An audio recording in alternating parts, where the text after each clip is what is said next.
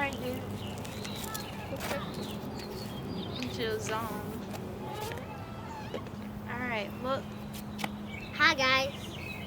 Hey you guys. So today we're making a video just to let you know where we are right now through this quarantine process where the town is pretty quiet and you know a whole lot of things are going on in the world. Come back here, you sit down. Don't move. Head up. Okay. So what is your name? Corbin. You gotta look up when you say your name. Corbin. Corbin. And I'm Regine. So my name is Regine, and I also like to say it a different way, like Nina et toi, Regine, which means I am Regine. Versus saying my name is, you can say I am Regine, which is much more powerful than saying my name is. Just tell me who you are. I am Regine. I am Corbin. And he is Corbin. So Corbin, how old are you? 6. 6? Can you focus? Turn back this way. You showing us 6? 6. 6. Okay, so he's 6 years old, or you can also say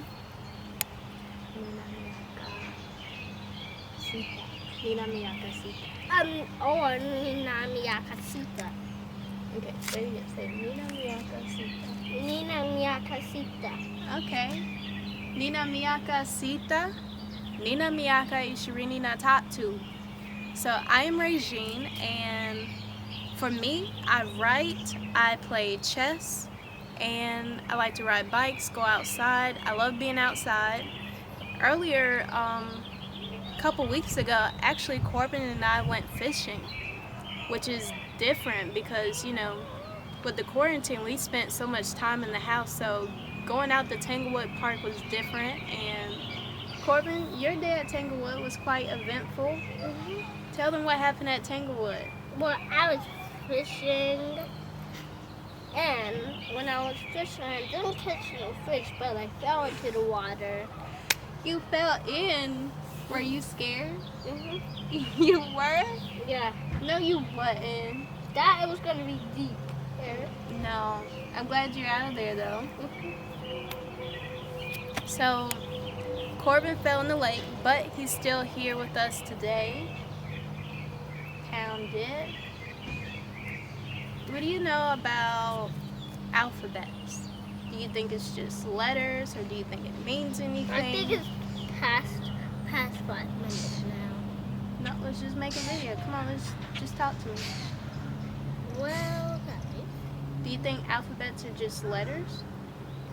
No. You think it's a reason for each letter? Mm-hmm. I do too. Like, so whenever you think or whenever you write something, you're thinking in the language that you were raised upon. So if your parents speak English, they're going to teach you about English vocabulary, the basics, which is why you go to school also, so you can get extra lessons while they're at work. But right now, you've been homeschooling. So the English alphabet has 26 letters, and the Arabic alphabet has 28 letters. Which is 2 more letters.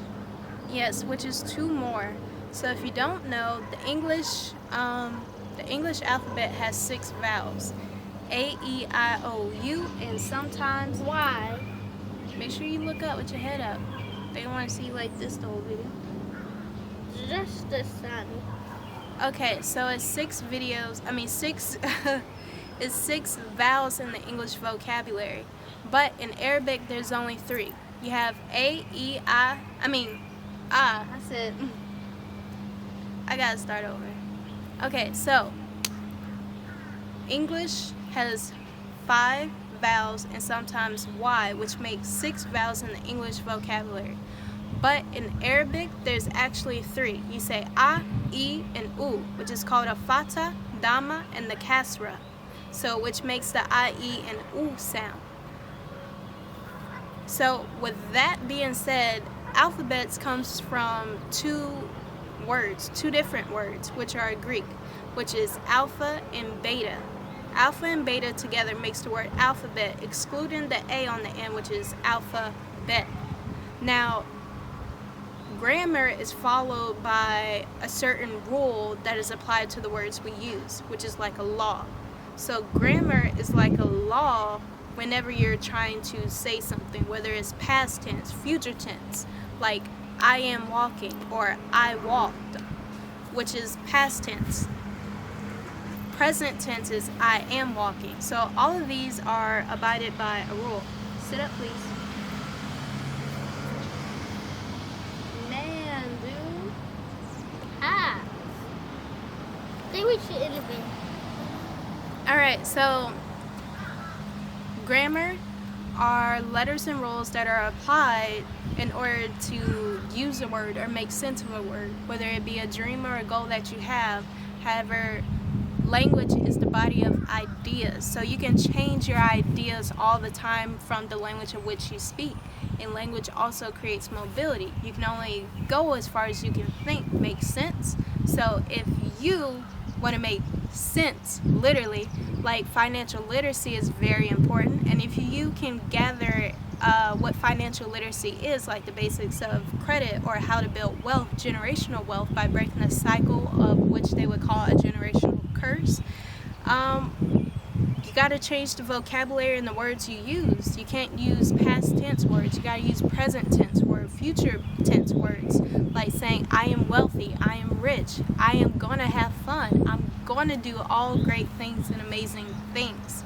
See, whatever you think and you speak, it comes into fruition. So if Corbin says I am rich, or I am building, or I can create, or I have a server, he can do any of those things that he wants to do.